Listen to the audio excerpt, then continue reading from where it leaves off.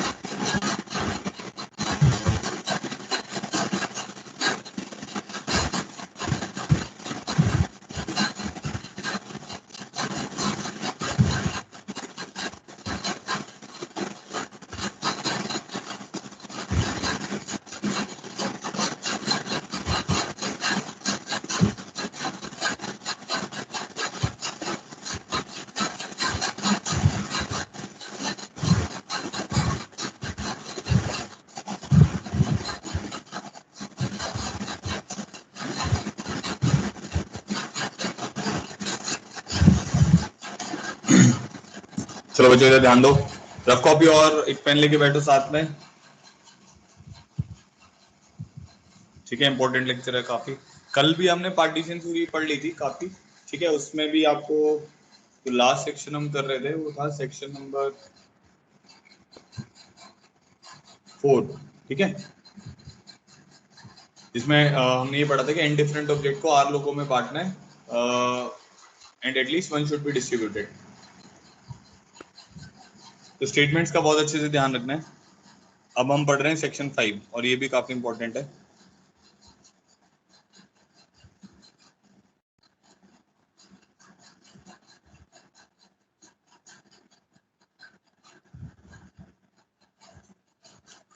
इसको शॉर्टकट में बोलते हैं onto functions. Onto function आप 12th में जाके पहले दूसरे चैप्टर में पढ़ोगे रिलेशन एंड फंक्शन में। तो ऑन टू फंक्शन की डेफिनेशन होती है वही, इसको उसी स्टेटमेंट को हम इंग्लिश में लिख के आपको यहाँ पे पीएनसी के फॉर्म में बता रहे हैं। ठीक है, तो इसका स्टेटमेंट क्या है पहले मैं वो लिखता हूँ, फिर इस पे सोचेंगे। Distribution of n distinct objects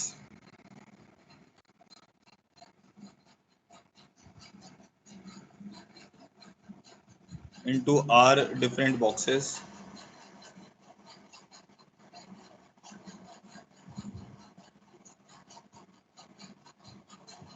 if empty boxes are not allowed.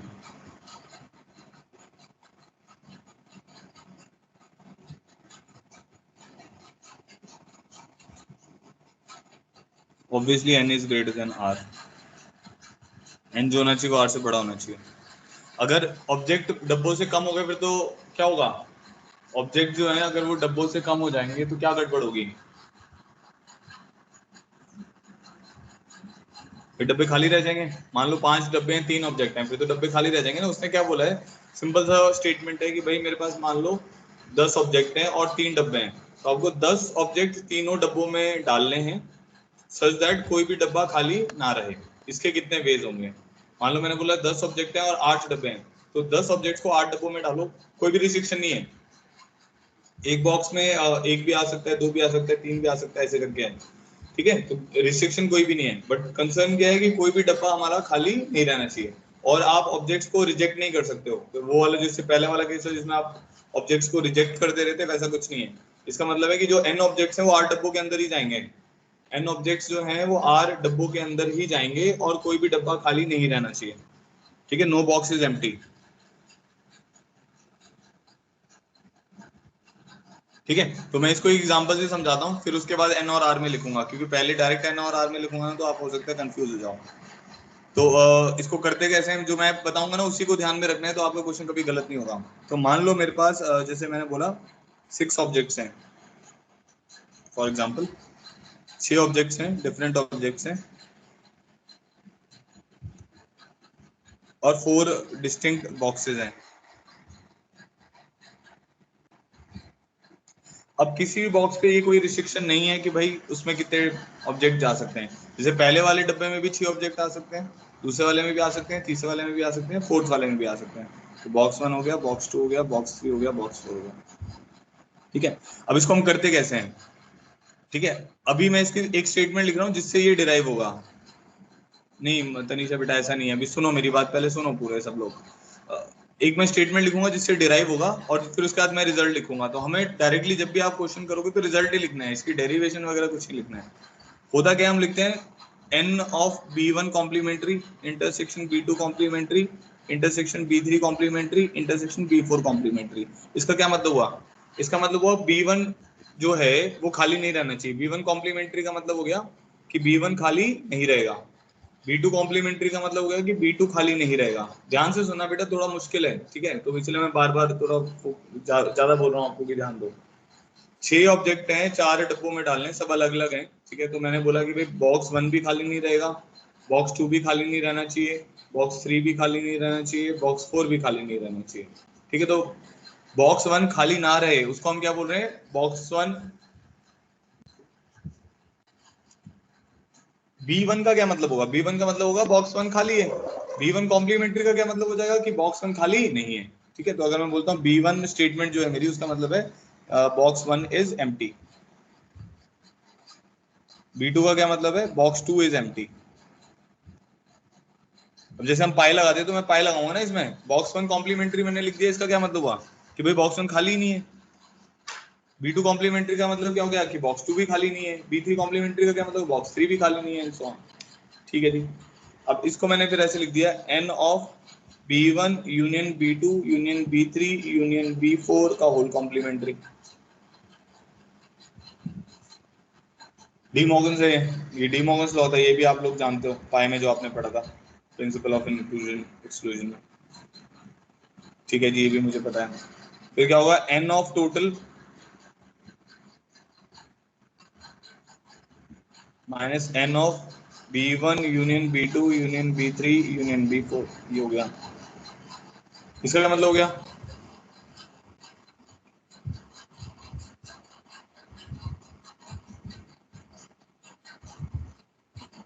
De Morgan लगा दिया ना। तो कॉम्प्लीमेंट्री यहाँ पे डीमॉर्गन लगाया, उसके बाद फिर कॉम्प्लीमेंट्री क्या होता है, एन ऑफ ए कॉम्प्लीमेंट्री क्या होता है, n of total minus n of A. यहाँ तक भी आपको समझ आ रहा होगा। ठीक है, अब एन ऑफ टोटल क्या होगा, मतलब टोटल वेज ऑफ डिस्ट्रीब्यूशन।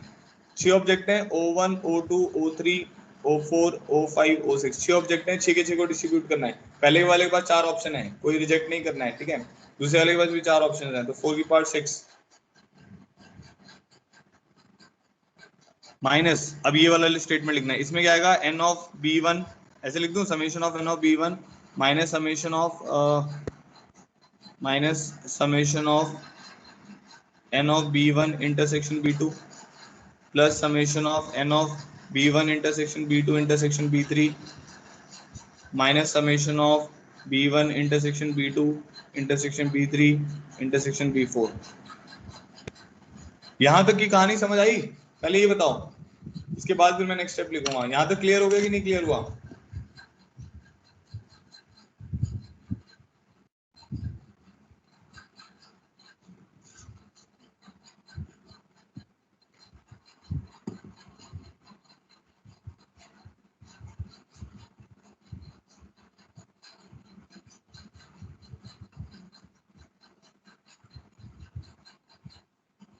कोई ऐसा बच्चा जिसको ये बात नहीं समझ आई हो।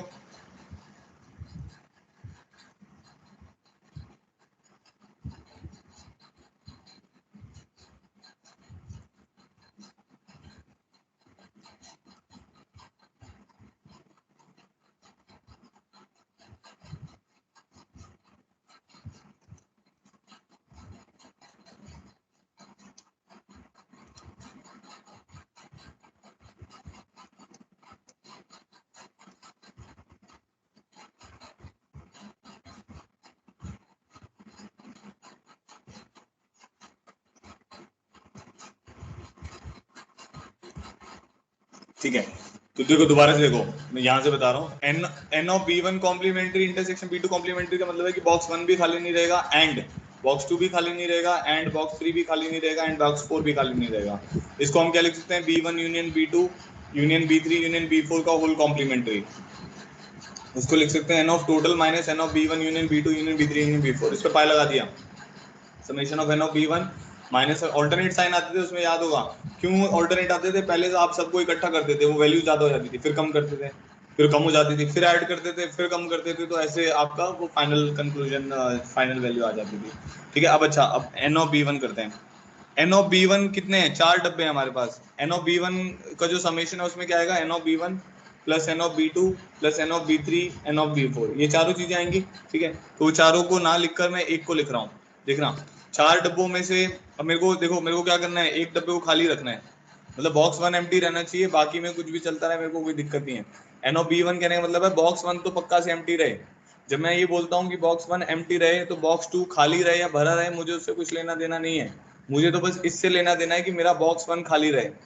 समझ रहे हो, तो बॉक्स वन अगर मैं बोलता हूँ एन ऑफ बी वन मतलब बॉक्स वन खाली रहना चाहिए, तो बॉक्स वन खाली रहना चाहिए, उसके लिए मैं क्या करूंगा, 4C1। 4C1 का क्या मतलब हो गया, इन 4 डब्बों में से मैंने एक डब्बा सिलेक्ट कर लिया, तो मैं बी वन मान लो, मैंने बी वन को सिलेक्ट कर लिया। अब बी वन को मेरे को खाली रखना है, तो बी वन को खाली रख दिया। तो अब ये जो 6 के 6 ऑब्जेक्ट हैं, किन में जाएंगे, या तो बी टू में जाएंगे, या बी थ्री में जाएंगे, या बी फोर में जाएंगे। जब आप ये बोलते हो ना कि 6 के 6 ऑब्जेक्ट, जैसे आप ये जो 4 की पावर 6 लिखा हुआ है, इसका मतलब ये थोड़ी है कि भाई सारे डब्बे भर गए। इसका मतलब ये है कि आपने जब 6 ऑब्जेक्ट को 4 डब्बों में डाला, उसके डिस्ट्रीब्यूट करने के कितने वेज हैं। उसमें ऐसे भी केसेस हैं जिसमें सारे के सारे बॉल्स बी वन में आ गए, ऐसे भी केसेस हैं जिसमें सारे के सारे ball b one b two में आ गए, ऐसे भी केसेस हैं जिसमें b one b two b three में आ गए, बी फोर खाली है। समझ रहे हो, ऐसे भी केसेस हैं जिसमें b one b two b three b four सारे भरे हुए हैं। तो ये जो 4 की पावर 6 होता है, ये सारे केसेस को लेके चल रहा है। सिमिलरली अब मैंने आपको क्या बोला कि भाई मेरे को डब्बा वन खाली रखना है, तो डब्बे वन मैंने क्रॉस लगा दिया।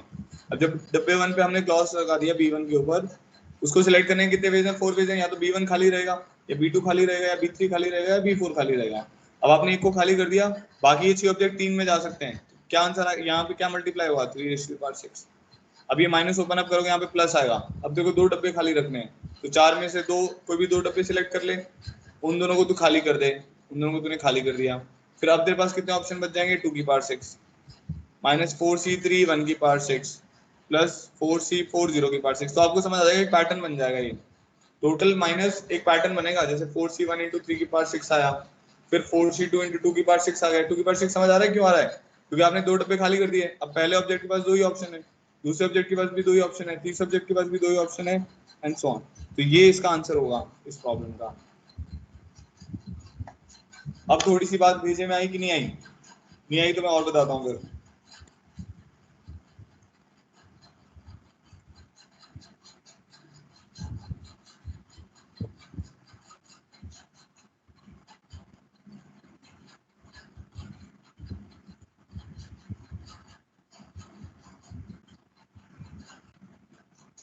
कुछ नहीं समझ आ रहा तो बताओ।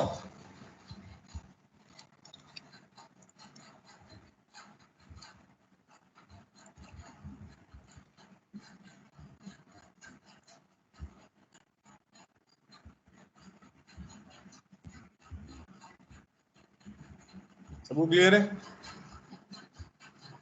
अच्छा, अब एन वाला केस कर लेते हैं ना। एन वाले केस में क्या बनेगा, जैसे हमने बोला था एन ऑब्जेक्ट्स थे हमारे पास, O1 O2 O3 so on to ON objects थे, और हमारे पास R बॉक्सेस थे, B1 B2 ऐसे करते करते R बॉक्सेस थे। तो इसमें हम क्या बोलेंगे, n of B1 complementary intersection B2 complementary intersection B3 complementary so on to intersection of BR complementary.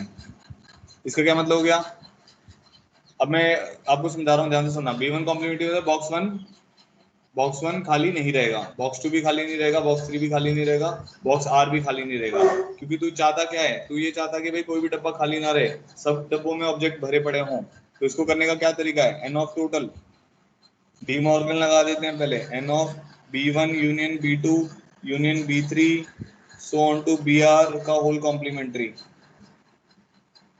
ठीक है, तो n of total minus n of B1 union B2 union B3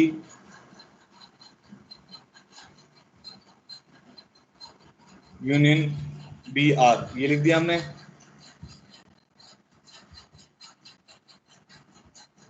ठीक है।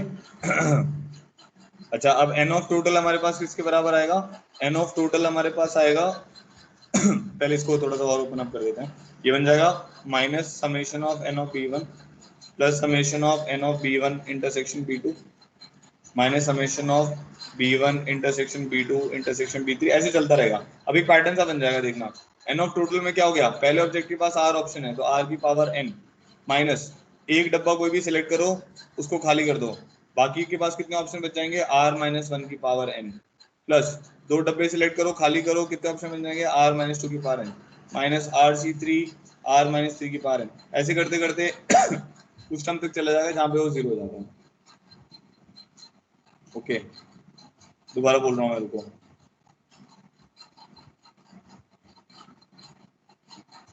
अभी देखो स्क्रीन क्लियर है आप लोगों को?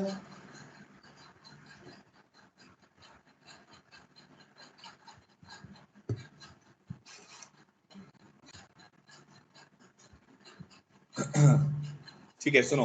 अब मैं ये बोल रहा था कि हमें क्या निकालना था? आर ऑब्जेक्ट थे हमारे पास, और सॉरी एन ऑब्जेक्ट थे और आर बॉक्सेस थे। ठीक है, तो देखो रट्टा मारने की कोशिश मत करो, समझो जो मैं कर रहा हूँ। मैंने क्या किया, मैं आपको ऐसा बता रहा हूँ कि भाई टोटल में से हम वो वाले केसेस माइनस करते रहेंगे जिसमें बॉक्स वन खाली रह गया होगा, बॉक्स टू खाली रह गया होगा, फिर दो डब्बे खाली रह गए होंगे, फिर तीन डब्बे खाली रह गए होंगे। ठीक है, तो उसको कैसे सोचना है कि भाई अब इसका डेरिवेशन ये है, बाकी आपको ये लास्ट रिजल्ट जो है, लास्ट लाइन जो है, इसका ध्यान रखना है बस। ये जो है ना, ये क्रक्स है इसका। अगर आपको ये ध्यान रहता है तो कुछ भी ध्यान रहे ना रहे कोई फर्क नहीं पड़ता। बस हाँ, दूसरा ये ध्यान रखना है ऑन टू में लगाते हैं, ये भी तो पता होना चाहिए ऑन टू में लगाते हैं। अब आपको ये नहीं पता कि ऑन टू में लगाते हैं कि नहीं लगाते हैं, फिर आप कुछ नहीं कर पाओगे। ठीक है, तो अब देखते हैं क्या है। तो मैंने क्या बोला, बी वन कॉम्प्लीमेंट्री का क्या मतलब हो गया? बी वन कॉम्प्लीमेंट्री का क्या मतलब हो गया कि भाई बॉक्स वन खाली नहीं है। इसको भी लिख देता हूँ, box one is not empty.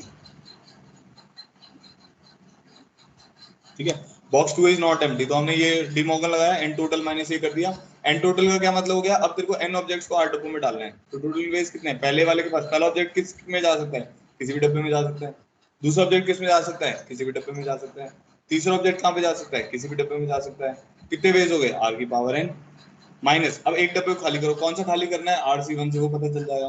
फिर क्या करना है, उसके अंदर क्या डाल देना है? बाकी जो बॉल्स हैं वो बाकी डब्बों में डाल दो। आर माइनस वन ऑप्शन है, तो r c one into r minus one की power n plus r c two into r minus two की पावर एन, क्योंकि ऑल्टरनेट साइन के साथ आएगा।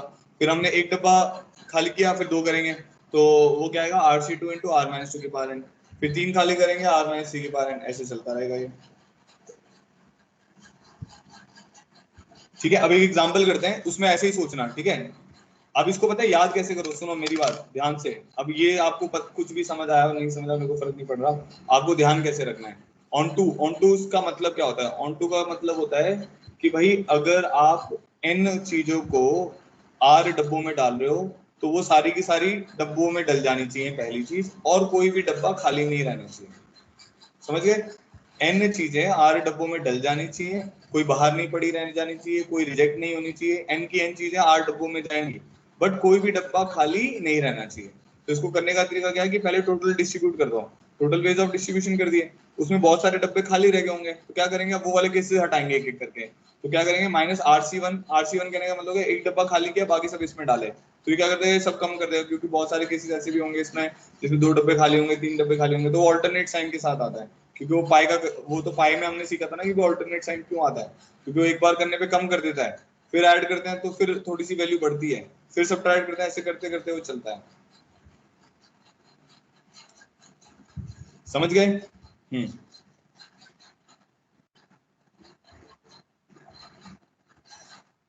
चलो अब क्वेश्चन करते हैं इसका, तो आपको और क्लियर हो जाएगा। कितने क्वेश्चन हो गए हमारे, एक बार ये बताओ मुझे। सेक्शन चल रहे थे ना अभी।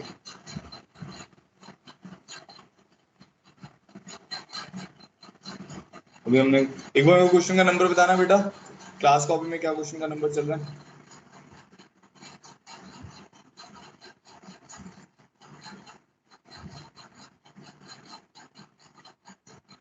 91 चल रहा है, हाँ। 91 चल रहा है, ठीक है। Problem 92।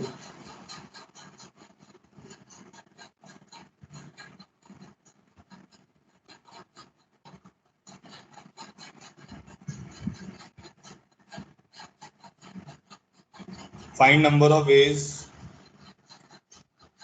Of distributing 5 different balls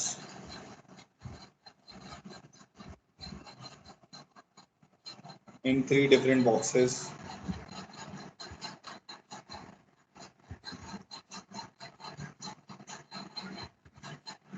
such that no box is empty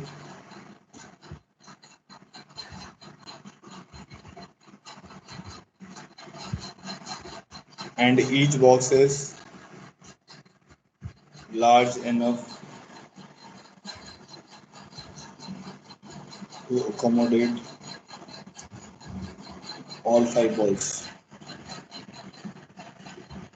ठीक है. कहने का बस सिंपल मतलब ये है कि 5 डिफरेंट बॉल्स को 3 डब्बों में डालो सो दैट कोई भी डब्बा खाली ना रहे. करो भाई इसको जल्दी से आंसर बताओ इसका क्या आ रहा है.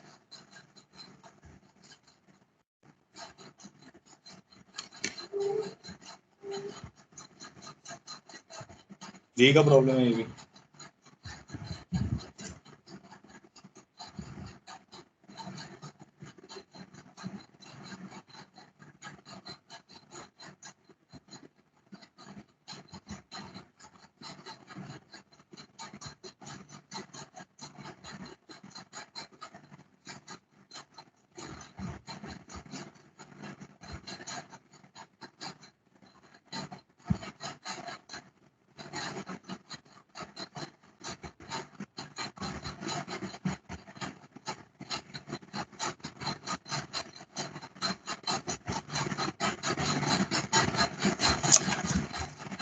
One 48 is not correct.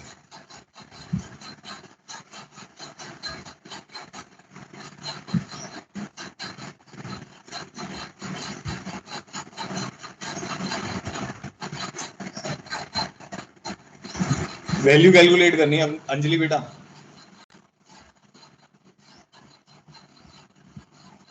Calculation करो.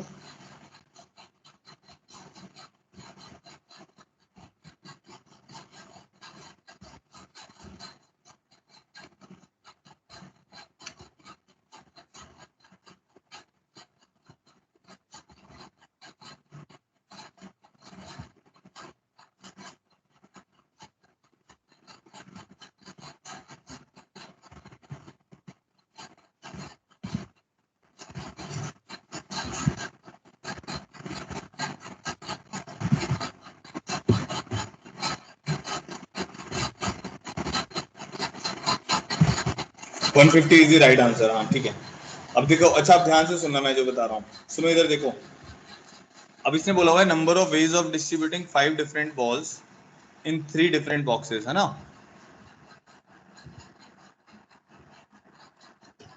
सुनो अब इसको ना मैं 2 तरीकों से कर रहा हूँ तो आपको देखना समझ आता है कि नहीं. 5 डिफरेंट बॉल्स हैं उनको 3 डब्बों में डालना है such that no box is empty.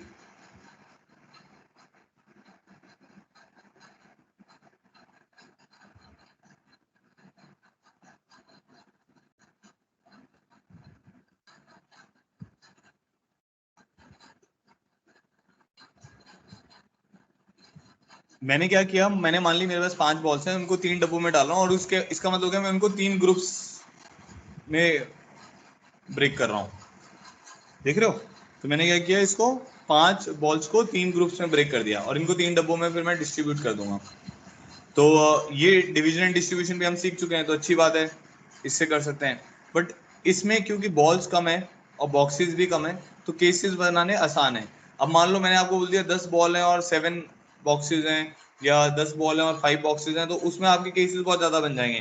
तो उसको डिस्ट्रीब्यूशन इस तरीके के डिस्ट्रीब्यूशन से करने में आपको टाइम लग जाएगा. तो उस केस में फिर ऑन टू ही सबसे अच्छा तरीका रहता है.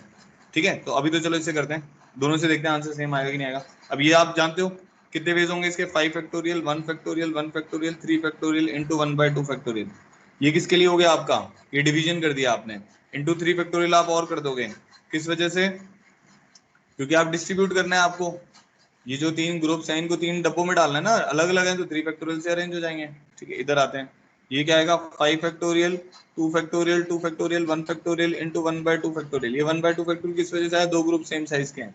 फिर हमारे पास क्या है 3 लोगों में इनको बांटना है या 3 डब्बों में बांटना है, 3 फैक्टोरियल ये और आ गया, तो ये बन जाएगा 120 डिवाइडेड बाई 2 प्लस आएगा बीच में क्योंकि दोनों केसेस हैं, ठीक है। ये आ जाएगा हमारे पास 120 इंटू 6 डिवाइडेड बाई 8, ठीक है। तो ये आ जाएगा 8 1 जा 8 5 जा 40, ठीक है। यहाँ पे आ जाएगा 60 प्लस 90, सो आंसर इज 150।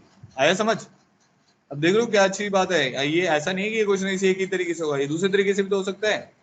दूसरे तरीके से कर दिया हमने, 150 आ गया हमारा आंसर। अब हम ऑन टू से करते हैं।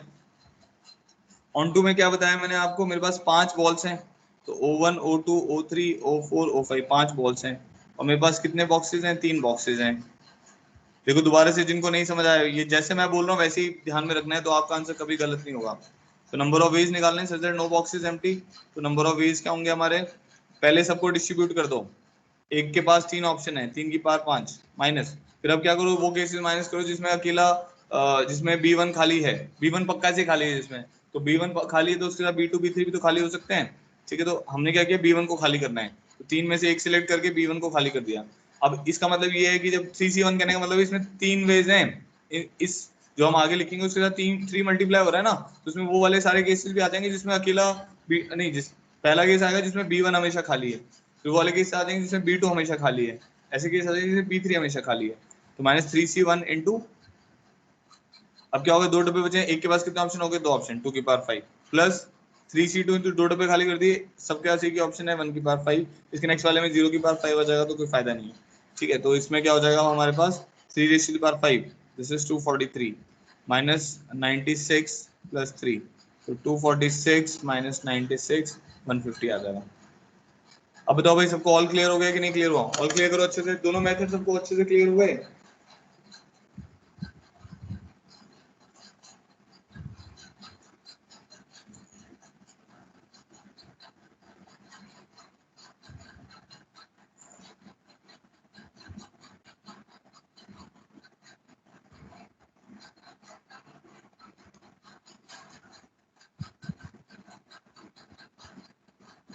अब ये देखते हैं कौन करता है, in how many ways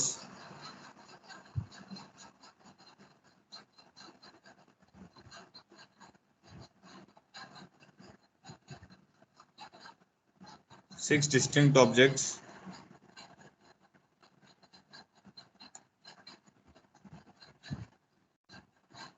be distributed into 4 distinct boxes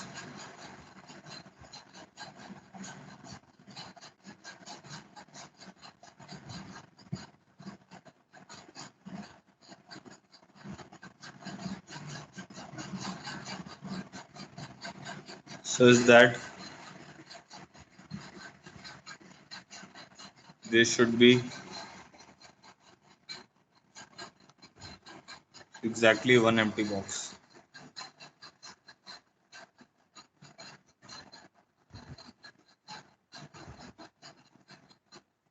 ये करो भाई,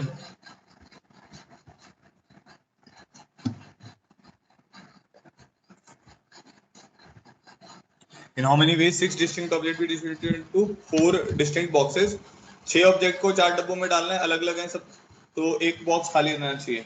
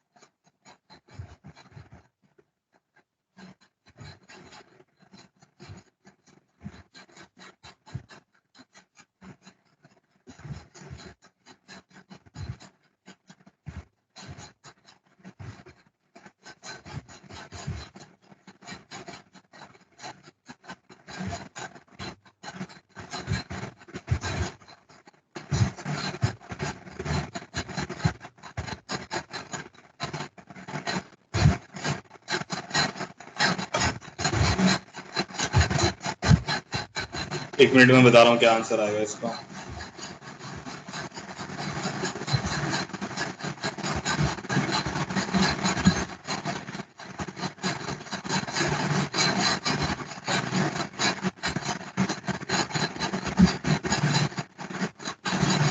नहीं ये सही नहीं है, अभी तक जिसने भी आंसर लिखा है सही नहीं है उसका।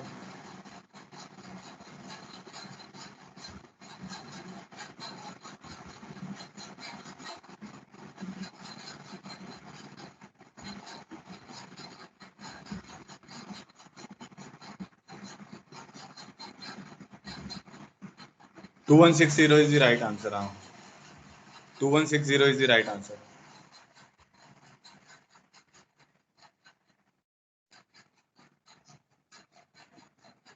यह बहुत सिंपल सा तो है, पता नहीं क्या है, तुम क्या करते हो। 6 ऑब्जेक्ट्स हैं, O1 O2 O3 O4 O5 O6, ये 6 ऑब्जेक्ट हैं, 4 बॉक्सेज हैं।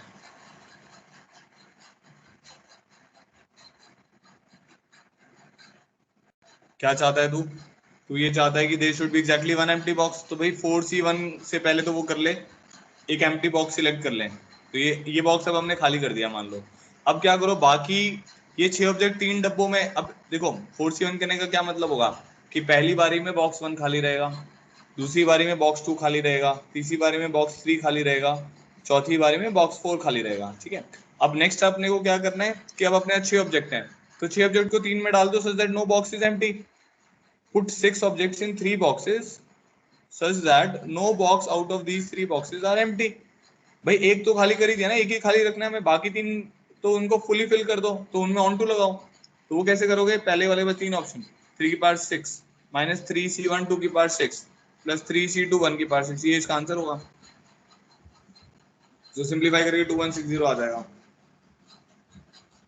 कितने बच्चों ने ऐसे किया जैसे मैंने लिखा एकदम?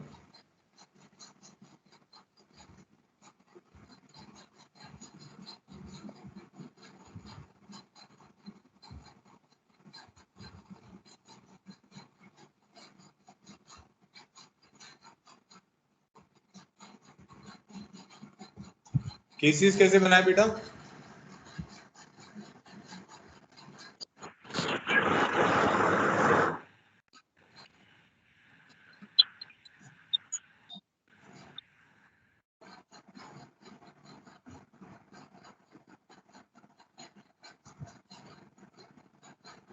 केसेस क्या बनाया मुझे समझ नहीं आया।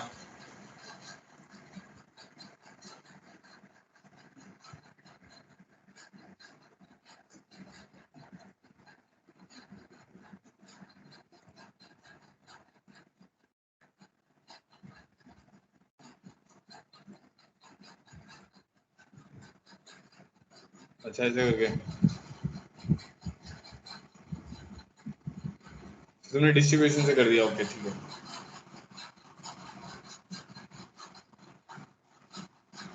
ठीक है, उसमें कोई प्रॉब्लम नहीं है। अब जो मैंने बताया वो समझ आ गया आपको? इससे थोड़ा जल्दी हो जाएगा ना, बस कैलकुलेशन है इसमें और तो कुछ नहीं है। तो हमने क्या किया भाई, 4 डब्बों में से एक डब्बा सिलेक्ट करके खाली कर दिया, बाकी 3 डब्बों पे ऑन टू लगा दिया। हमने क्या किया, 4 डब्बों में से एक डब्बा खाली कर दिया, कोई भी मान लो मेरे को एक डब्बा ही तो खाली रखना है, तो 4C1 से वो डब्बा खाली हो जाएगा। बाकी जो 6 ऑब्जेक्ट हैं वो 3 डब्बों में ऑन टू लगा दिया उनके साथ। ऑन टू लगाने का क्या मतलब है कि 6 ऑब्जेक्ट को 3 डब्बों में डालेंगे so that no box is empty.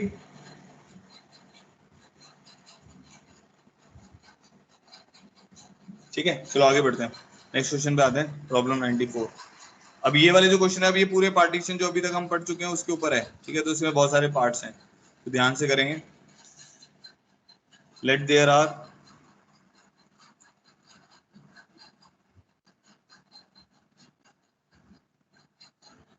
9 different objects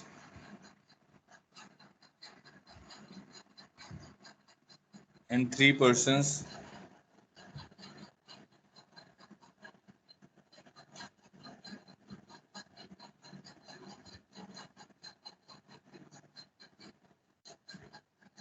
find number of ways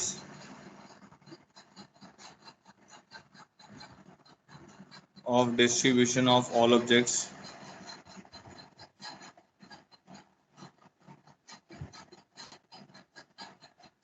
if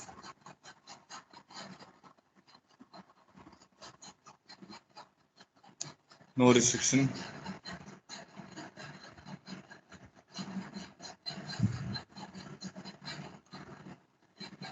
A gets 4, B gets 3, C gets 2 objects. C part each will get at least one object.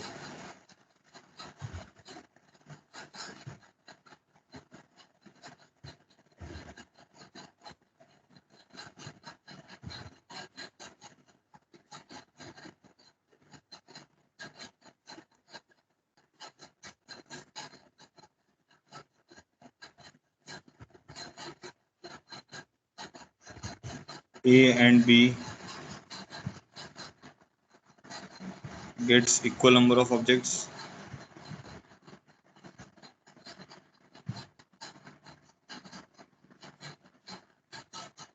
And each gets at least one.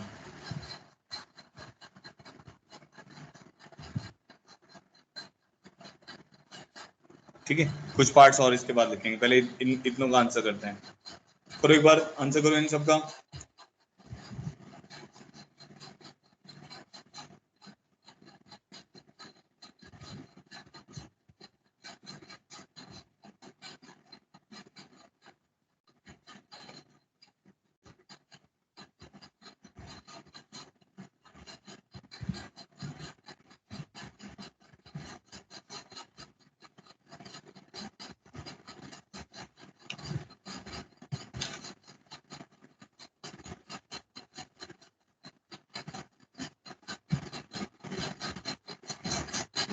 पहले वाले part का answer क्या आएगा? Find number of ways of distribution, no restriction. जब बेटा no restriction होता है ना तो उसमें -1 नहीं करते हैं, उसमें डायरेक्टली लिख देना है।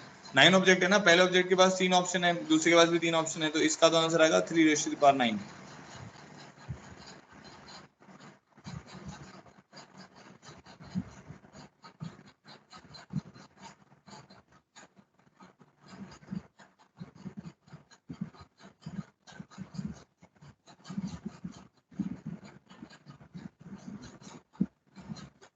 अच्छा, बी पार्ट में क्या है, अब 9 ऑब्जेक्ट हैं तो ए को तेरे को 4 देने, बी को 3 देने, सी को आपको 2 देने, ऐसा है ना।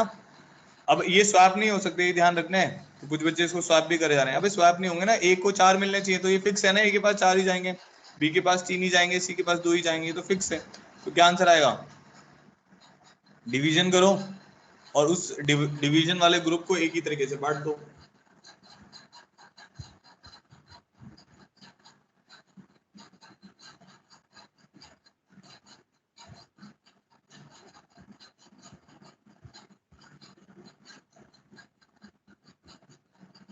नहीं, वो वाला केस होता है बेटा कि किसी को कुछ भी नहीं दिया, वो वाला इसमें नहीं आएगा ना, क्योंकि आपको ऐसा है ना, इसने क्या बोला हुआ है, जो 9 ऑब्जेक्ट्स हैं वो 3 लोगों में बंटने ही चाहिए। 9 के 9 ऑब्जेक्ट तीनों में ही बंटने चाहिए, कहीं बाहर रिजेक्शन वगैरह नहीं करना है हमें। तो रिजेक्शन करते हैं तो फिर वो एक और ऑप्शन हो जाएगा ना, 4 की पावर 9 हो जाएगा वो तो।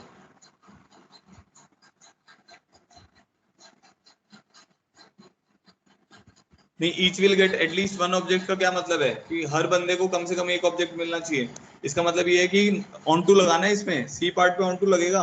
कुछ बच्चे कुछ और ही लगाए जा रहे हैं, सी पार्ट पे ऑन टू लगेगा ना,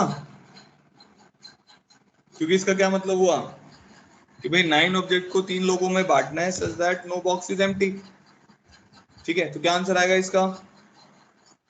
9 ऑब्जेक्ट है, पहले के पास 3 ऑप्शन, दूसरे तो 3 की पावर 9, माइनस एक डब्बा खाली करो 2 की पावर 9, प्लस 2 डब्बे खाली करो 1 की पावर 9, ये इसका आंसर आएगा।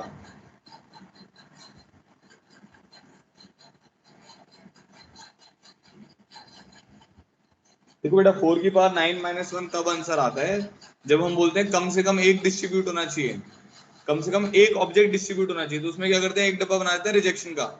तो उसमें हम बोलते हैं कि भाई अब एक ऑब्जेक्ट के पास 4 ऑप्शन है, या तो ए के पास जाएगा, या बी के पास जाएगा, या सी के पास जाएगा, या रिजेक्ट हो जाएगा। ठीक है, बट यहाँ पर तो ऐसा कुछ है नहीं ना। यहाँ पर तो उसने क्या बोला है कि हर किसी को कम से कम एक ऑब्जेक्ट मिलना चाहिए, तो रिजेक्शन तो करना ही नहीं है हमें ऑब्जेक्ट्स का। तो 4 की पावर 9 -1 इसका सही आंसर नहीं है। अब डी पार्ट बताओ।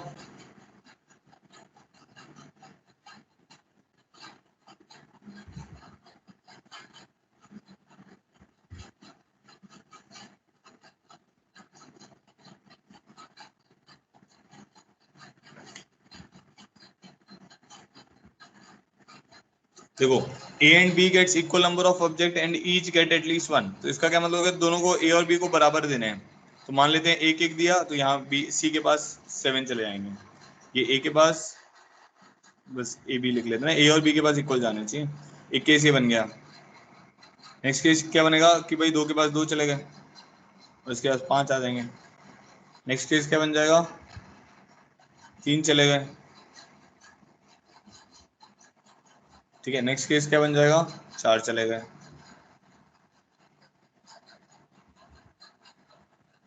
A and B gets equal number of objects and each get at least one। अच्छा, अब ये कैसे सॉल्व होगा, 9 factorial by 1 factorial 1 factorial 7 factorial into 1 by 2 factorial, division हो गया। बट जो डिवीजन हुआ है वो ए और बी में ही स्वैप हो सकता है, क्योंकि ए और बी में इक्वल नंबर चाहिए, तो 2 फैक्टोरियल और आ जाएगा। Similarly 9 factorial 2 factorial 2 factorial 5 factorial into 1 by 2 factorial, इसमें क्या हो गया, डिवीजन हो गया। अब ए और बी में ही बांट सकते हो, इसलिए 2 फैक्टोरियल और आ गया। 9 factorial 3 factorial 3 factorial 3 factorial into 1 by 3 factorial, इसमें ए और बी और सी तीनों में स्वैप हो सकता है, इसलिए 3 फैक्टोरियल और आ गया, ठीक है। क्योंकि सब में इक्वल चाहिए हमें तो ए और बी में इक्वल चाहिए, तो वो 3 फैक्टोरियल से मैनेज भी हो जाएगा। 9 factorial by 4 factorial 4 factorial 1 factorial into 1 by 2 factorial, की दो ग्रुप 4 के हैं, ठीक है। और ये आपस में ए और बी स्वैप हो सकते हैं, तो इंटू 2 फैक्टोरियल। देखो अकेला इसमें ए और बी और सी में स्वैप होने में कोई दिक्कत नहीं है, क्योंकि तब भी हर केस में उसके पास ए बी के पास इक्वल रहेंगे, तो ये इसका आंसर होगा।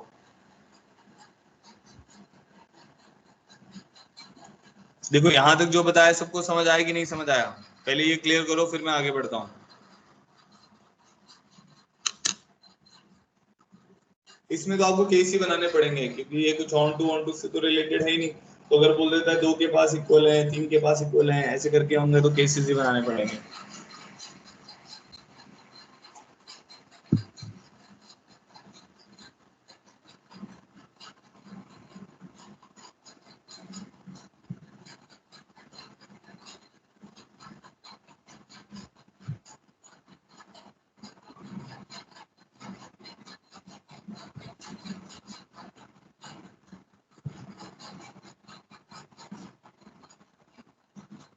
नेक्स्ट आते हैं ई पार्ट पे। A gets more number of objects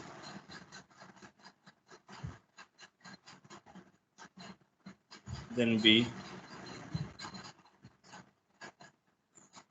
and B gets more number of objects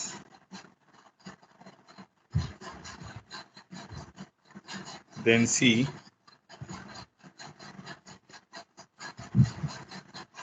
when each gets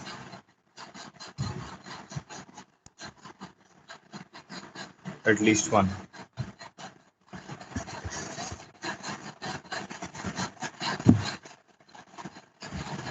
ठीक है, करो इस पार्ट को करो।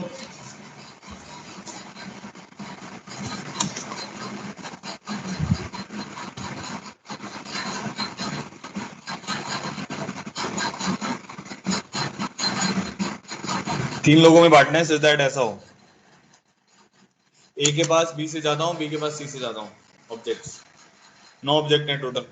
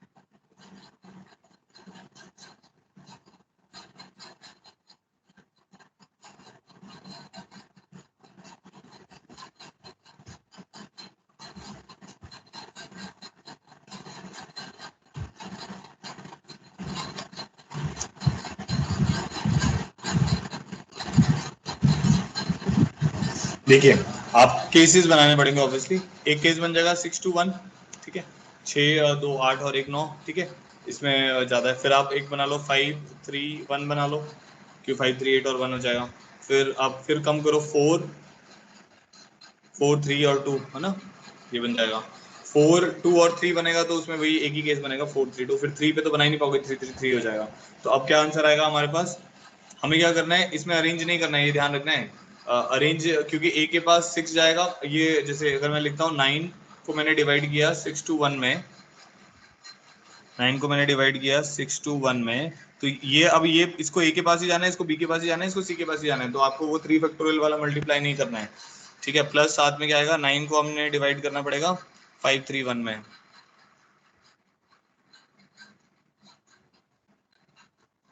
प्लस 9 को आपको डिवाइड करना पड़ेगा 4 3 2 में, तो हमारे पास आ जाएगा 9 factorial bye 6 factorial 2 factorial 1 factorial plus 9 factorial 5 factorial 3 factorial 1 factorial plus 9 factorial 4 factorial 3 factorial 2 factorial. This is the answer, ठीक है। नेक्स्ट लिखो एफ पार्ट इसका,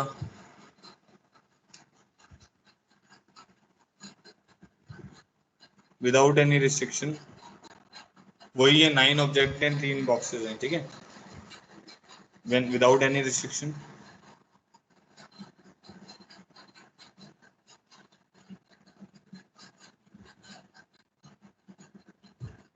when all objects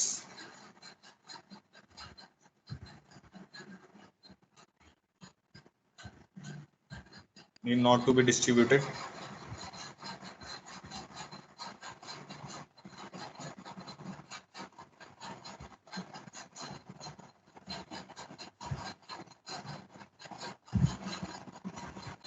but at least one should be distributed.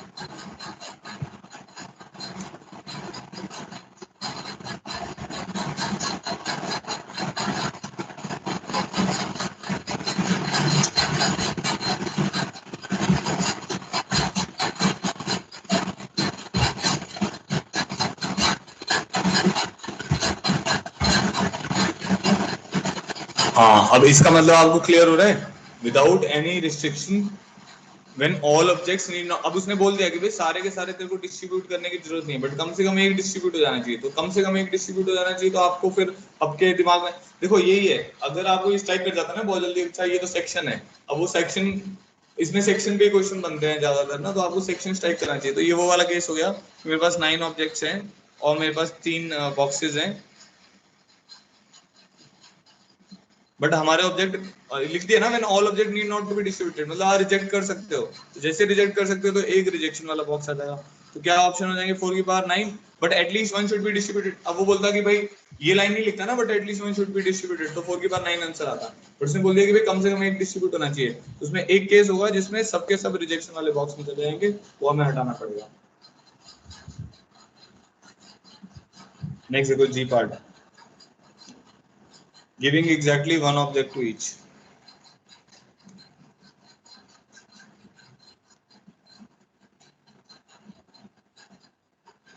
Giving exactly one object to each, ये बताओ भाई।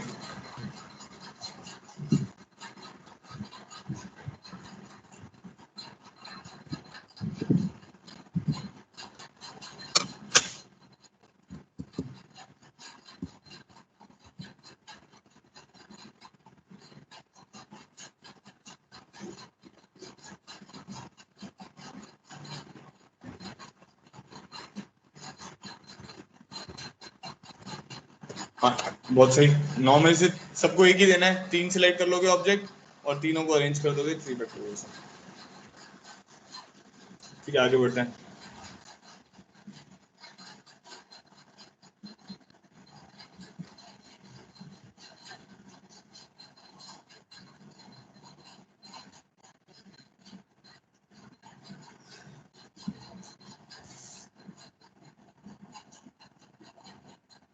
Late n different games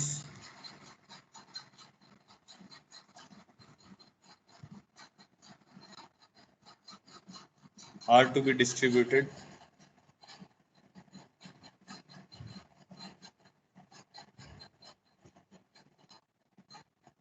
among n children,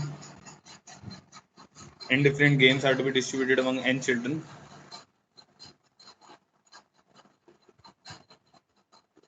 Then find number of ways of distribution.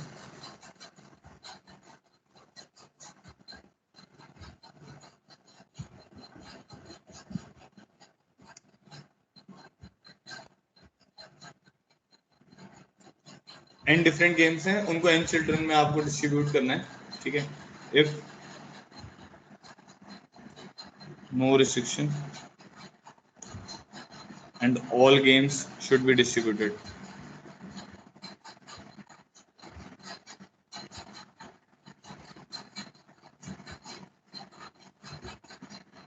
क्या answer होगा इसका? चलो आप एक काम करो, करते रहो इनको अटेम्प्ट ना, मैं यहाँ पे स्पेस देता हूँ, फिर मैं एक एक करके ये इसको पढ़ो और इसको सॉल्व करो। इसमें क्या है, n गेम्स हैं आपके पास और n ही चिल्ड्रन है।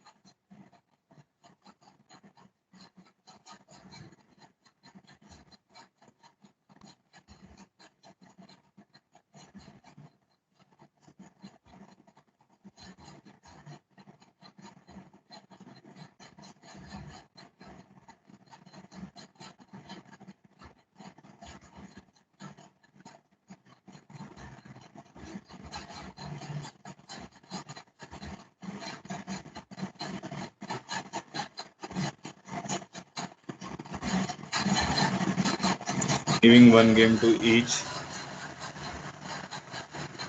5 particular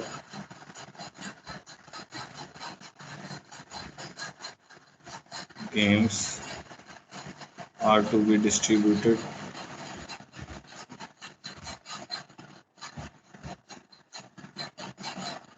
among 5 particular children.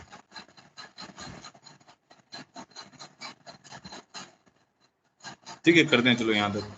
तो पहले में तो क्या है, n ऑब्जेक्ट्स हैं और n ही बॉक्सेस हैं, चिल्ड्रन आर बॉक्सेस एक्चुअली, ठीक है। तो आपको क्या करना है, उनको डिस्ट्रीब्यूट करना है, सारे के सारे डिस्ट्रीब्यूट होने चाहिए, तो रिजेक्ट नहीं होना चाहिए। तो पहले वाले पार्ट का तो आंसर आएगा n raise to the power n। कोई भी रिस्ट्रिक्शन नहीं है ना, किसी के पास एक भी जा सकते हैं, दो भी जा सकते हैं, ठीक है। बी पार्ट में no restriction, at least one should be distributed. तो अब ये कह रहा है कम से कम एक डिस्ट्रीब्यूट हो जाना चाहिए, तो एक आपको रिजेक्शन वाला बॉक्स डालना पड़ेगा। तो बॉक्स 1, बॉक्स 2, बॉक्स 3 ऐसे करते करते n बॉक्सेस हैं और एक रिजेक्शन वाला बॉक्स डालना पड़ेगा, ठीक है। At least one should be distributed है, तो n+1 ऑप्शंस हो जाएंगे, n-1। एक ऑब्जेक्ट के पास n+1 ऑप्शन, दूसरे के पास भी n+1 ऑप्शन, तो n+1 की power n-1। Giving one game to each, हर किसी को एक एक गेम देनी है, ऑब्वियसली n फैक्टोरियल हो जाएगा, सब किसी को एक गेम पकड़ा दो और उसको अरेंज कर सकते हो आप। Giving one game to each, 5 particular games are to be distributed among 5 particular children. इसका बताओ भाई।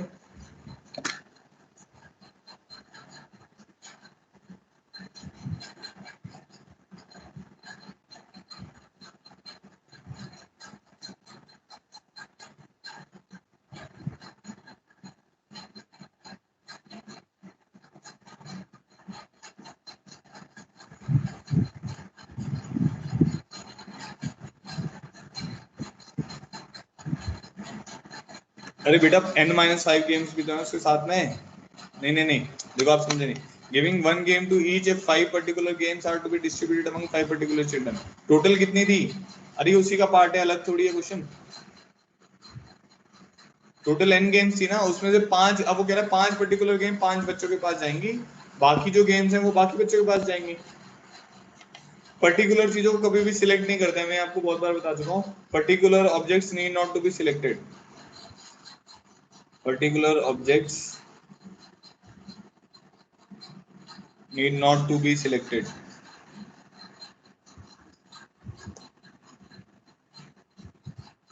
Particular objects need not to be selected, जो पर्टिकुलर चीजें उनको हमें सिलेक्ट नहीं करना है। अच्छा जी, अब आगे बढ़ते हैं। अब 5 पर्टिकुलर चीजें, 5 पर्टिकुलर गेम्स 5 बच्चों के पास जाएंगी, तो वो तो 5 फैक्टोरियल से अरेंज हो जाएंगी। बाकी n-5 बच्चों के पास जाएंगी, n-5 फैक्टोरियल से अरेंज हो जाएंगी, हर किसी को एक ही देनी है आपको, तो ये इसका आंसर आएगा। अरेंज तो कर सकते हो ना बेटा, सिलेक्ट नहीं करते हैं, अरेंज तो हो जाएंगी। 5 अलग अलग गेम्स है ना, क्योंकि डिफरेंट गेम्स हैं, तो ये आंसर आएगा। यहाँ तक क्लियर हो गया सबको? बताओ, ऑल क्लियर करो एक बार, या पेंगुइन बनाओ या निंजा बनाओ जल्दी से।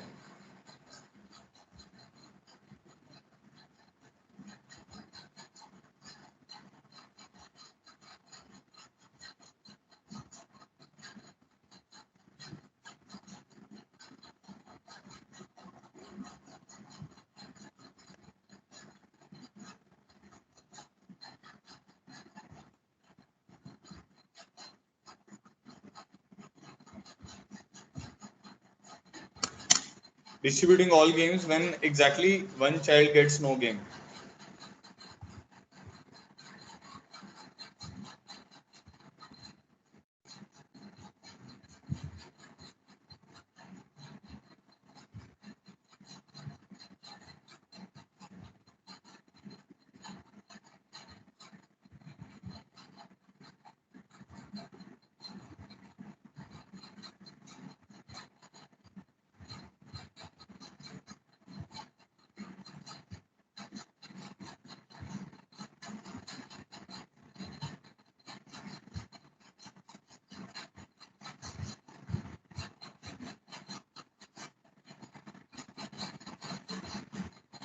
नेक्स्ट करो, distributing all games when exactly one child get no game. चलो मैं बताता हूँ, देखो आपको सारी की सारी गेम्स बांटनी है, बट एक बच्चा ऐसा होगा जिसको कोई भी गेम नहीं मिलेगी। तो एन गेम्स है हमारे पास, ऑन टू से भी कर सकते हो वैसे इसको, बट वो थोड़ा सा लेंदी पड़ेगा इस केस में, क्योंकि एन चीज है ना, तो वो एन रेसिस बार एन माइनस करके ऐसे वैल्यू लिखना पड़ेगा आपको। तो हम इसको डिस्ट्रीब्यूशन से करते हैं। अब देखो आपके पास एन बच्चे हैं, तो मान लो आपने सबको एक एक बॉल दे दी, मतलब एक एक टॉय दे दिया सबको ना, गेम्स दे दिया आपने। ये तो ऐसा मान लेते हैं कि ये हमारे पास एन डिस्ट्रीब्यूशन होगा। बट अब आप क्या चाहते हो कि किसी एक को जीरो मिलनी चाहिए। तो अगर किसी एक को जीरो मिलेगी, तो फिर दूसरे को क्या मिलेगी? दूसरे को, किसी एक बच्चे को फिर दो मिलेंगी। मान लेते हैं इसको दो मिली, तो ये वन कितनी बार मिल जाएगा हमारे पास? वन हमारे पास एन माइनस टू टाइम्स आ जाएगा, क्योंकि टोटल तो एन ही बच्चे हैं।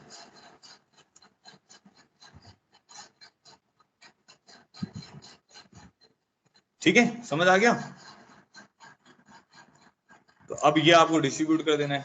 तो क्या करोगे, पहले डिवीजन करते हैं। एन फैक्टोरियल, वन फैक्टोरियल की power n minus two times आएगा, फिर टू फैक्टोरियल आएगा, जीरो फैक्टोरियल आएगा, into one by n minus two factorial आ जाएगा। अब कोई किसी बच्चे को जीरो मिल सकती है, किसी बच्चे को टू मिल सकती है, किसी को भी वन मिल सकता है, तो इसलिए एन फैक्टोरियल से और मल्टीप्लाई होगा। तो ये आंसर आएगा हमारे पास।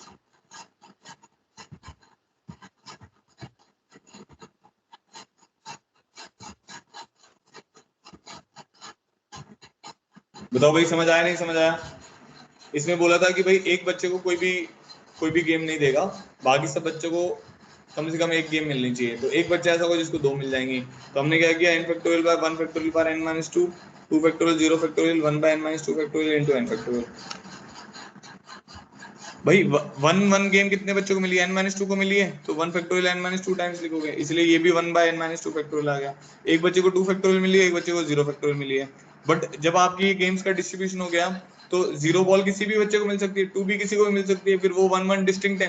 तो सब अरेंज भी तो होंगे ना जब डिस्ट्रीब्यूट करोगे लोगों के बीच में, बच्चों के बीच में। ये तो आपने अभी ग्रुपिंग बना ली यहाँ पे, फिर जब डिस्ट्रीब्यूट करोगे तो एन फैक्टोरियल से डिस्ट्रीब्यूट होगा। नहीं समझ आया तो बताओ।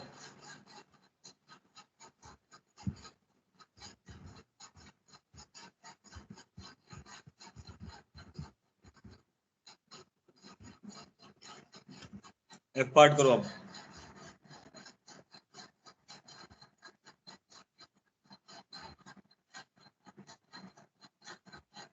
जब मैं ये लिखता हूँ ना, व्हेन डिस्ट्रीब्यूटिंग ऑल गेम्स, इसका मतलब है कोई भी रिजेक्ट नहीं होगी। एग्जैक्टली exactly,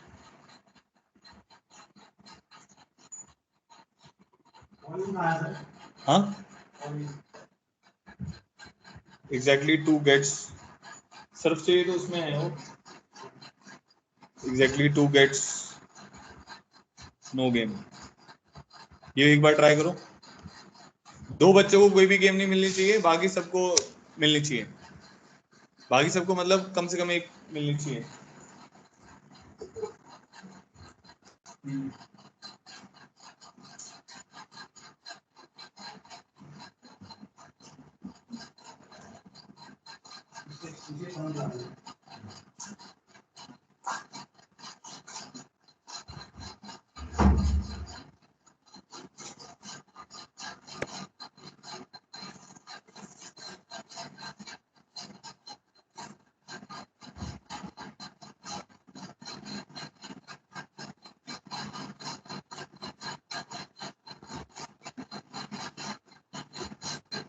तो इसमें कुछ ऐसा इसका आप खुद से करो, हाँ एक बार फिर मैं बताता हूँ।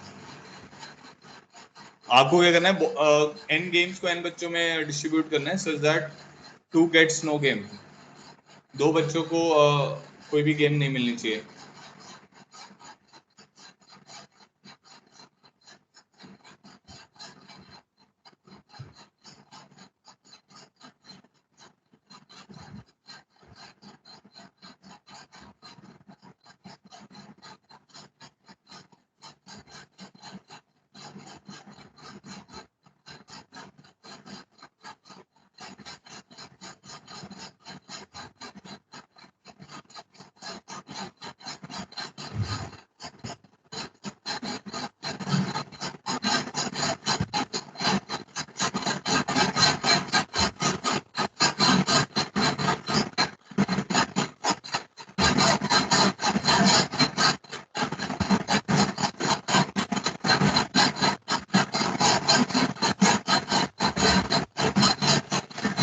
नहीं अंकित, ये तो बिल्कुल भी सही नहीं है। अरे यार केसेस बनेंगे आपके इसमें ना, आपको जैसे अभी ये हमने क्वेश्चन किया था सेम उसी टाइप का प्रॉब्लम है ये भी।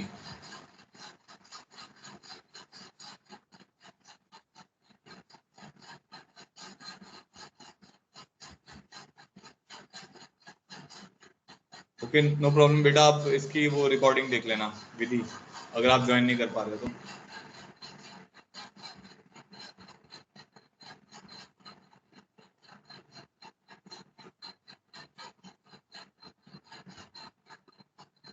देखो चलो मैं करता हूँ। इसमें ना क्या होगा, जैसे आपके पास n है, दो बच्चों को आपने 0-0 गेम दे दिया। अब बाकी मान लो n-1 को आपने एक एक गेम दे दिया, n-2 को, ठीक है। तो ये मान लो n-2 बच्चे हैं और ये दो बच्चे हैं। अब दो गेम खाली पड़ी रहेगी ना हमारे पास, दो गेम भी हमें बांटनी पड़ेंगी। तो दो गेम, अब आप दो गेम कैसे कैसे बांट सकते हो, दो गेम कैसे कैसे बांट सकते हो, या तो आप एक काम करो कि भाई किसी एक बच्चे को दोनों गेम दे दो। तो मान लो इस बच्चे को हमने दोनों गेम दे दी, तो केस 1 ही हो गया। इसको कॉपी कर लेंगे पहले,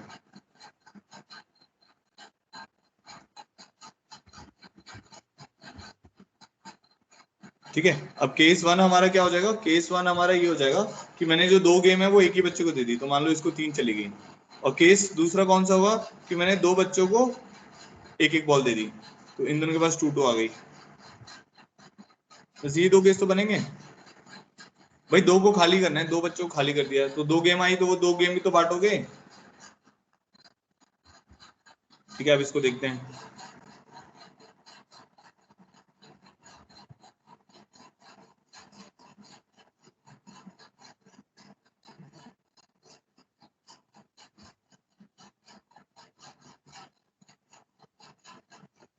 अच्छा, अब जीरो के केस में क्या ध्यान रखना है आपको, यहाँ पे जीरो आ गया ना, जीरो के कारण गड़बड़ हो सकती है कुछ। जैसे मान लो मैं एक एग्जांपल करते हैं अभी हम, फॉर एग्जांपल हमारे पास से मान लो 3 ऑब्जेक्ट हैं।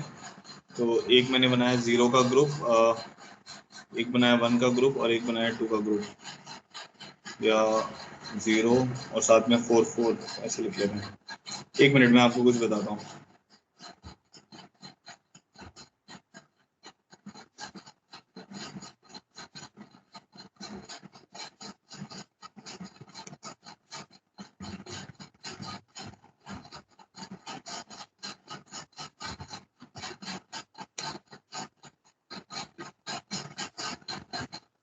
इसमें क्या बनेगा, इसके बेस बनेंगे n factorial divided by 0 factorial, 0 factorial, 3 factorial, 1 factorial की पावर n-2,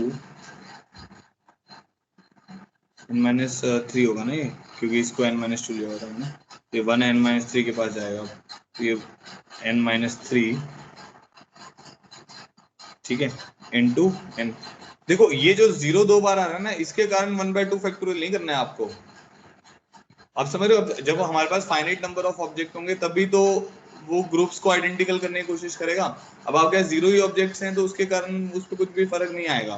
तो मैं बस वही चेक कर रहा था यहाँ पे, जो मैं एग्जांपल लेके चेक कर रहा था कि भाई जीरो के कारण ऐसा नहीं होगा कि वो 1/2 फैक्टोरियल और आप डिवाइड कर रहे हो डिवीजन के टाइम पे, तो वो नहीं करना है। तो n factorial, 0 factorial, 0 factorial, 3 factorial, 1 factorial की power n-3 into n factorial.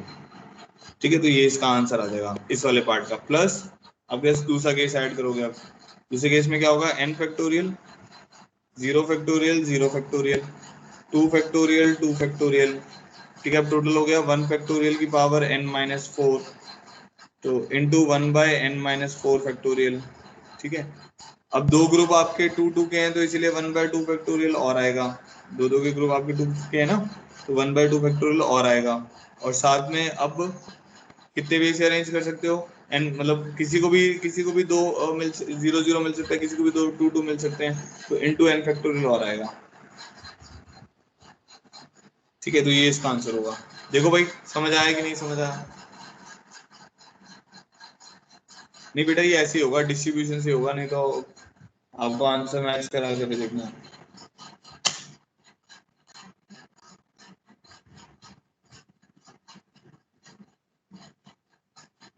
ठीक है,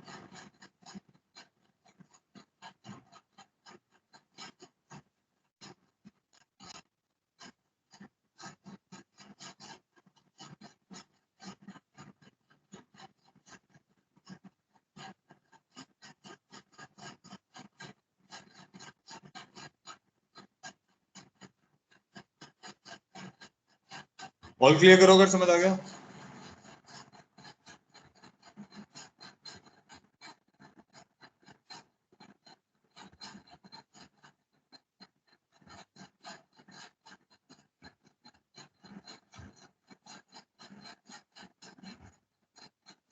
हाँ, इसमें n-3 फैक्टोरियल से डिवाइड होगा। हाँ सही कह रहे हो बेटा, सही कह रहे हो, हाँ एकदम सही। इसमें ऊपर वाले में n-3 फैक्टोरियल से डिवाइड होगा क्योंकि आइडेंटिकल ग्रुप्स है ना विद वन साइज। इसमें भी ये n-4 फैक्टोरियल से डिवाइड होगा। ठीक है, एक बार बस इसके नोट्स अभी देखना आप, जैसे ही क्लास खत्म हो जाएगी आपको समझ आ जाएगा, ज्यादा मुश्किल नहीं है। नेक्स्ट क्वेश्चन करते हैं हम। तो ये था हमारा क्वेश्चन नंबर 95, 96 देखो।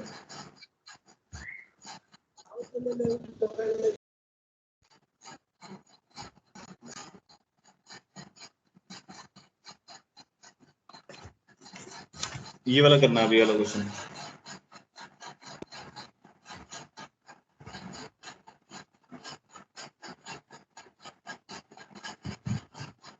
A person invites a group of 10 friends at a dinner.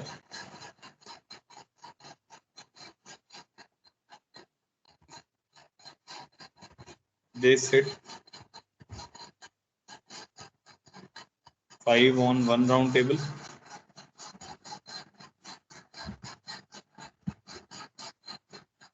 and 5 on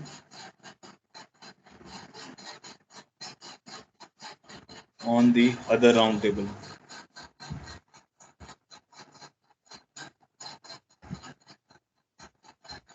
Round tables are alike.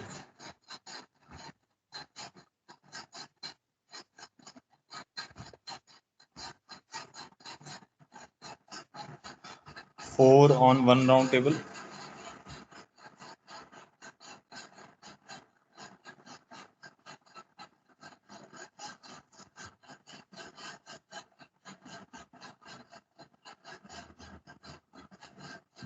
and 6 on the other round table.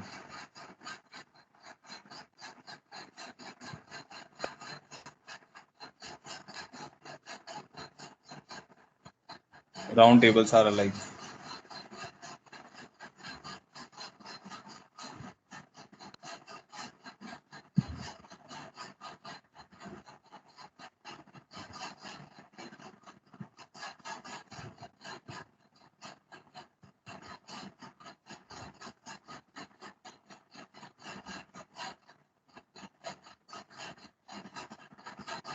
Five on one round table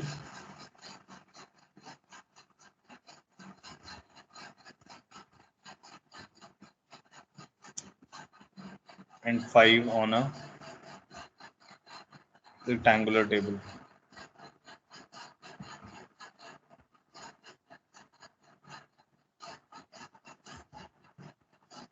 ठीक है, यहाँ पे टेबल से लाइक नहीं होंगे. Find the number of ways in which he can arrange the guest.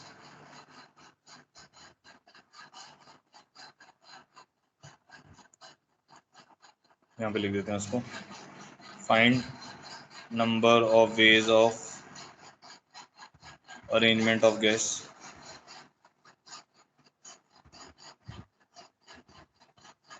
If they sit 5 on one round table, 5 on other round table, ऐसे करके. ठीक है, चलो अब पहले वाले पार्ट का बताओ आंसर.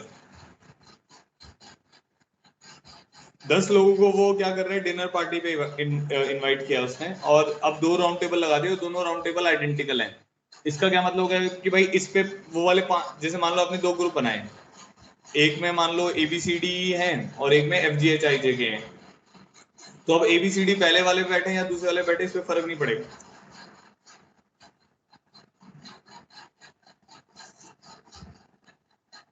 ठीक है, तो हम क्या करेंगे, पहले डिवीजन करेंगे. 10 लोगों को 5-5 के 2 ग्रुप में डिवाइड कर लेंगे. तो हमने किया 10 factorial 5 factorial 5 factorial into 1/2 factorial. ये ग्रुपिंग हो गई. ठीक है, अब इसमें डिस्ट्रीब्यूशन तो होगा नहीं क्योंकि दोनों राउंड टेबल क्या है, एक जैसे हैं. तो कोई भी किसी पे भी जाके बैठेगा, शफल करने की कोई भी जरूरत नहीं है. ठीक है, बट हाँ, अब जब पहले राउंड टेबल पे 5 लोग बैठेंगे, वो क्योंकि डिस्टिंक्ट है, वो 4 फैक्टोरियल से अरेंज होंगे. दूसरे राउंड टेबल पे जो बैठेंगे वो 4 फैक्टोरियल से अरेंज हो जाएंगे. तो ये आपका आएगा, इसको क्या बोलेंगे, सर्कुलर परमुटेशन ना. सर्कुलर अरेंजमेंट होंगे ना उन 4 लोगों के. समझ आ गया, ए पार्ट समझ आ गया.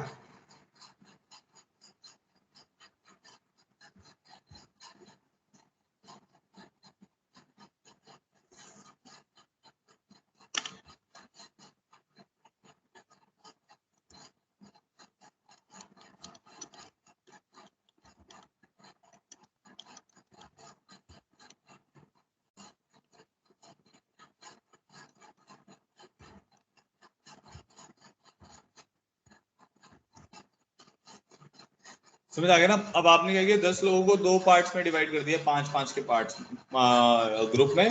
फिर वो हो गया 10 factorial by 5 factorial 5 factorial into 1/2 factorial. अब उन 5-5 लोगों को क्या करोगे, 4 फैक्टोरियल से अरेंज कर दोगे. ठीक है, सेकंड पार्ट में आते हैं. अब इसमें क्या है, 10 में से एक आपको 4 का ग्रुप बनाना है, एक 6 का ग्रुप बनाना है.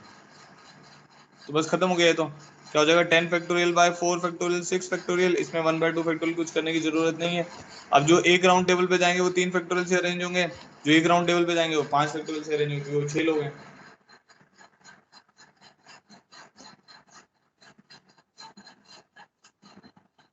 ठीक है, थर्ड पे आते हैं. 5 on one round table and 5 on a rectangular table. तो 5-5 के 2 ग्रुप बनाओ. अब एक रेक्टेंगल पे जाएगा, एक राउंड टेबल पे जाएगा. तो रेक्टेंगल पे जो अरेंजमेंट होगा वो 5 फैक्टोरियल बेस से होगा. समझ गया ना. सर्कुलर पे तो क्या होता है कि उसका इनिशियल पॉइंट नहीं होता, बट रेक्टेंगुलर में तो कोने होते हैं ना. रेक्टेंगुलर टेबल पे तो कोने हैं, कोई बीच में उस एक तरफ बैठेगा वो अलग बात होगी, दूसरी तरफ बैठेगा वो अलग बात होगी. ठीक है, तो इसीलिए इसको हम बोलेंगे 10 factorial by 5 factorial 5 factorial into 1/2 factorial. किस वजह से किया, ग्रुपिंग के कारण, डिवीजन हो गया यहाँ पे. अब एक जाएगा सर्कल पे, ये सर्कुलर टेबल पर गया. ठीक है, एक जाएगा रेक्टेंगुलर पे, ग्रुप रेक्टेंगुलर टेबल पे गया. और वो आपस में स्वैप भी हो सकते हैं, इसलिए 2 फैक्टोरियल और आएगा. क्योंकि इसमें जो एक ग्रुप अगर रेक्टेंगल पे बैठता है वो अलग बात है, अगर एक ग्रुप सर्कुलर टेबल पे बैठेगा वो अलग बात है. तो ये इसका आंसर आ गया.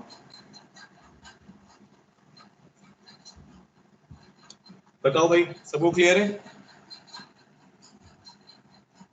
ठीक है, आज के लिए हम इतना ही कर रहे हैं. ये अभी इसके और क्वेश्चंस भी बचे हैं, और भी अभी पार्टीशन थ्योरी में भी और भी बहुत सारी चीजें और भी सेक्शंस हैं, तो वो आने वाले लेक्चर्स में हम करेंगे. अब मैंने आपको कल जितने भी मेरे पास अभी असाइनमेंट के और मॉड्यूल के डाउट्स आए थे पीएनसी के, मैंने आपको भेज दिए हैं. उसका पीडीएफ व्हाट्सएप वाले ग्रुप में शेयर किया है, उसको प्लीज एक बार देख लें. अगर आपके क्वेश्चन अभी आंसर्ड नहीं हुए हैं तो उनका आप क्या करना, मुझे स्क्रीनशॉट खींच के भेजना, व्हाट्सएप पे भेजना ज़्यादा अच्छा रहेगा. ठीक है, क्योंकि हो सकता है मैं कल कहीं बाहर रहूँ, तो अगर जैसे मेरे को टाइम मिलेगा तो मैं आपको उसको सॉल्व करके भेजता रहूंगा. ठीक है, तो आप क्या करना, जो भी आपका भी प्रॉब्लम बच रहे हैं, अगर आप भेजना चाहते हो तो उसको स्क्रीनशॉट लेके मुझे भेज देना. सबको क्लियर है. बाकी जितने भी मेरे पास अभी तक प्रॉब्लम आए थे, हो सकता है एक आधे बच्चे का स्किप हो गया हो, बाकी मैंने कोशिश करी है कि सबके मैंने आंसर्स कर दिए। एक्सरसाइज 3 तक किए हैं, अभी एक्सरसाइज 4 नहीं करी है। तो एक्सरसाइज 3 तक जिसके भी डाउट्स थे और असाइनमेंट के भी एंड तक जिसके भी डाउट्स थे, मैंने सब पीडीएफ बना के भेज दिया। तो आप उसको एक बार देख लें, कुछ नहीं समझ आता है तो मुझे बताएं। ठीक है, आप मंडे को मिलेंगे। तो और नेक्स्ट सैटरडे आपका टेस्ट होगा पीएनसी का, ध्यान रखना है। तो पीएनसी चलेगा नेक्स्ट फ्राइडे थर्सडे तक तो चलेगा। ठीक है, तो पीएनसी का कंप्लीट टेस्ट होगा उसमें। ठीक है बेटा, thank you so much for joining in.